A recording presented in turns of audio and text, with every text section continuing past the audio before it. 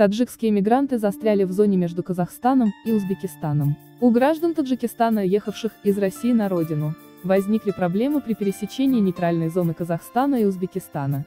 Сотни граждан Таджикистана застряли в нейтральной зоне между Казахстаном и Узбекистаном из-за запрета на въезд и выезд из этих стран в связи с коронавирусом.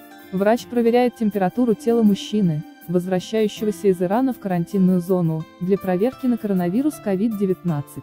Об этом РИА Новости сообщили в Департаменте информации МИД Таджикистана. Отмечается, что таджикские граждане, включая женщин и детей, возвращались на родину из России.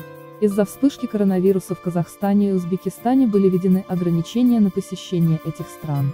В связи с этим у некоторых наших граждан, возвращавшихся из России, возникли проблемы, и они застряли в нейтральной зоне между, рассказал собеседник агентства. Он отметил, что в настоящее время МИД Таджикистана, а также ответственные структуры в Казахстане и Узбекистане уже решают эту проблему. Точное число застрявших таджикских граждан пока неизвестно. Напомним, вспышка инфекции произошла в китайском Ухане в начале декабря 2019 года. На сегодняшний день болезнь распространилась уже на 117 стран. В связи с этим ранее ВОЗ официально объявила пандемию коронавируса в мире. Из стран Центральной Азии инфицированных коронавирусной инфекцией уже выявили.